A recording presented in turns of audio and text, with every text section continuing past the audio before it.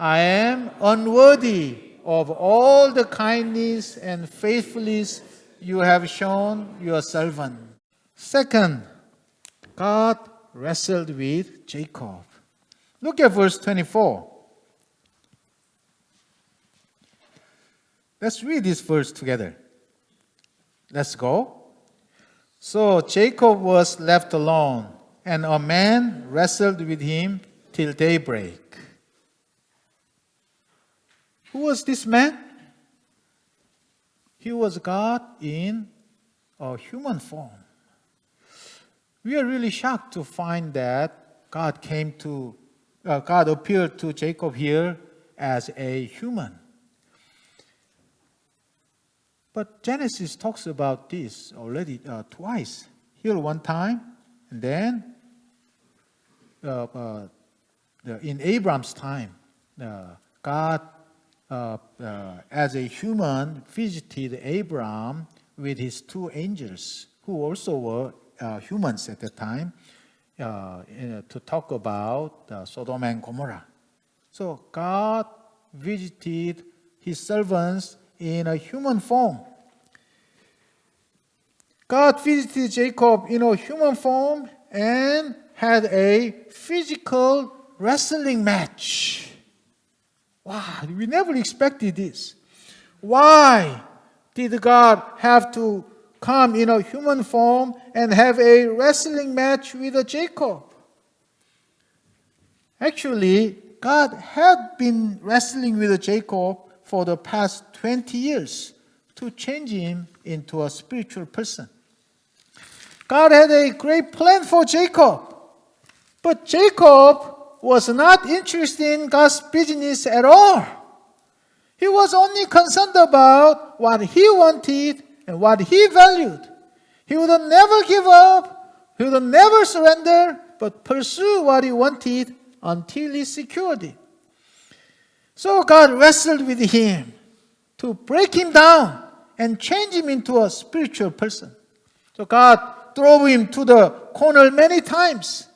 But Jacob, with his never give up spirit and hardworking spirit, somehow overcame all difficult situations, secured what he had desired, and moved on.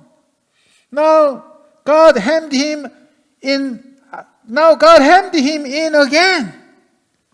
Jacob had to go to Bethel according to his vow to God. And it was God's will. And he could not go back to Padan Aram either because he made a covenant with his uncle Laban. God had really a good chance because Jacob felt very burdened. Jacob was at the breaking point. But there, in that most burdensome situation, Jacob was doing something continually to overcome the situation. Dividing his family into two groups, praying to God for help very sincerely. Of course, God did not answer that prayer. And sending many gifts to Esau to pacify him. Never giving up or surrendering. But this time, God would not let him go away again. Instead, God also was completely determined to finish his mission on Jacob there.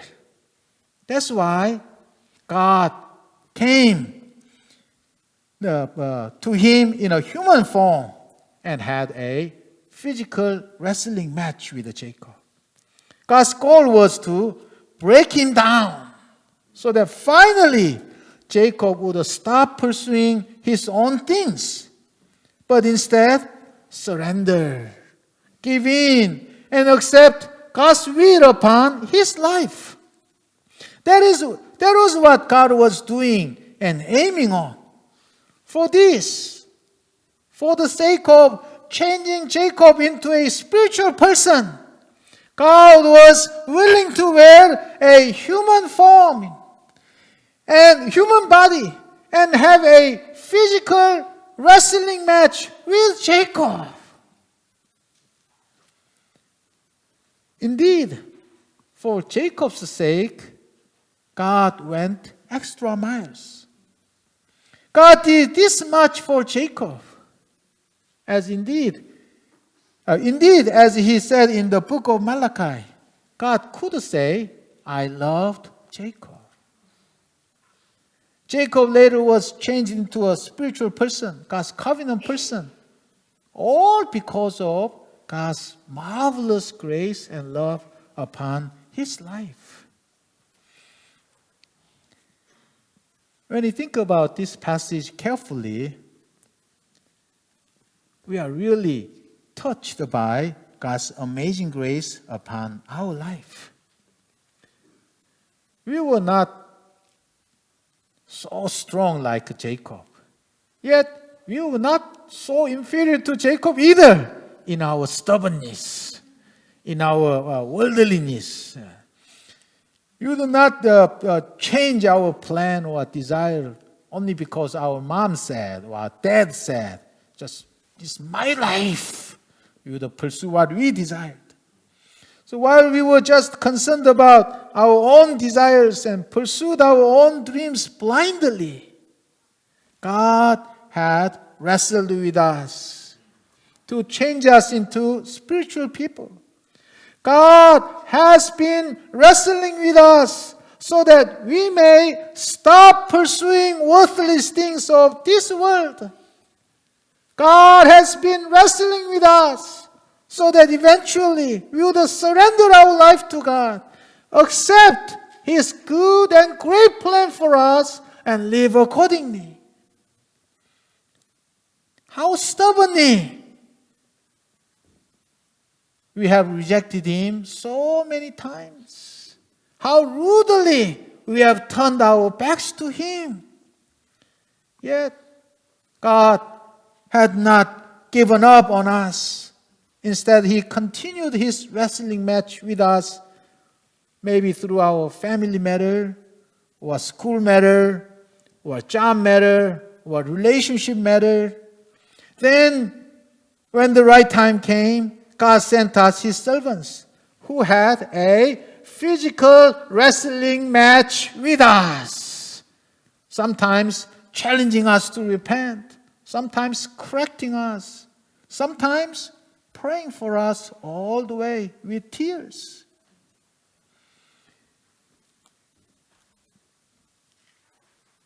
It is only because of God's marvelous grace upon us that He has not given up on us, but wrestled with us continually, that today we live as God's covenant people. We live as God's children, enjoying God's grace and serving His will. Thanks to His patience and love for us, even we, maybe there are many good people, but not us. We were not good people, really. All because of His marvelous grace and love for us, His long patience, even we could be changed into spiritual people. Even we could let go of our own self-seeking desires and turn to God. That's how today we live as God's covenant people. Now we understand what God is doing. Jesus says, my Father is always at His work to this very day. So God is working. What is He doing? Yes, He is wrestling with people to break them down so that they would not pursue worthless things in this life blindly any longer. Instead, realizing what life is really about, they would really stop pursuing those things, turn to God, accept His will upon their life, and live for Him as His covenant people. This is what God is doing. And in this, we shepherds and Bible teachers function as His hands and feet, wrestling with those people on God's behalf. This is what God is doing. the God of Jacob, is a wonderful, wonderful God. Because of Him and His wrestling match with us, once wayward people like us no longer live a cursed life of Jacob, but the blessed life of Israel. This is the God of Jacob, the God of Baik, the God of you also. How did the wrestling match between God and Jacob go? What is your idea? The God in flesh would have wrestling match with Jacob. Who would win? You would easily think that God would finish the job quickly.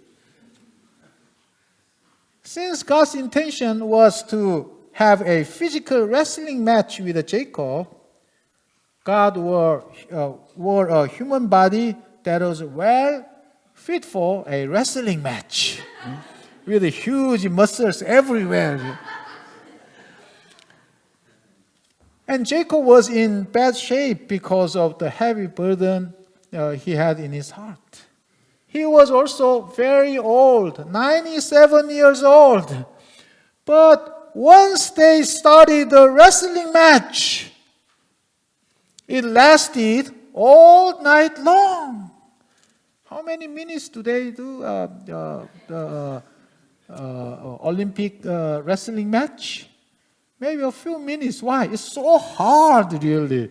Only a few minutes, really. But that night, there was no break, but all night long, God and Jacob had a physical wrestling match. Why? Because once Jacob started the wrestling match, he would not give up. He would fight. Jacob had no purpose to fight with a stranger, especially when he had such great burden in his heart. His life and the life of his wives and children were in jeopardy. In this kind of situation, most people would not fight with anyone really. They were so concerned about, they are so concerned about their children's life. Why should they struggle with a stranger?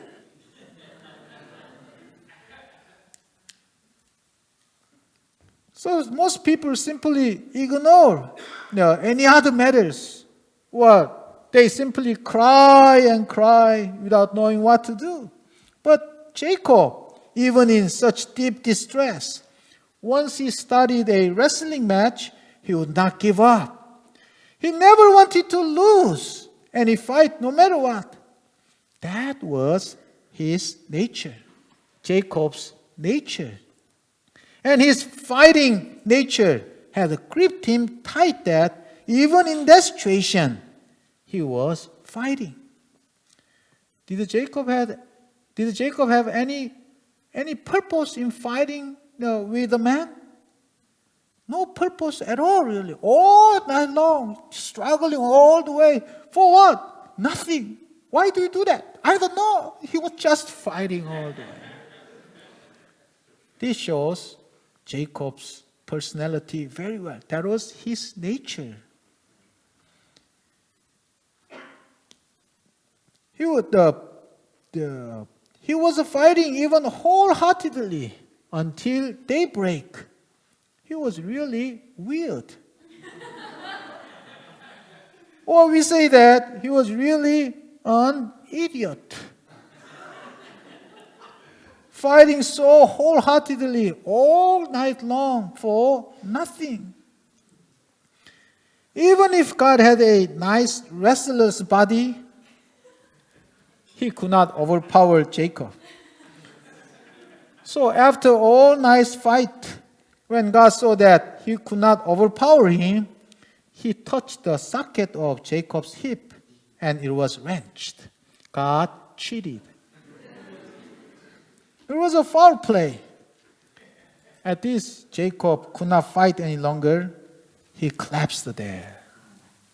God touched Jacob's socket, and his hip was wrenched. His socket refers to Jacob's strength, integrity, or something that he was dependent on. So many people have something they hold on. Their socket is well intact and then they are so strong.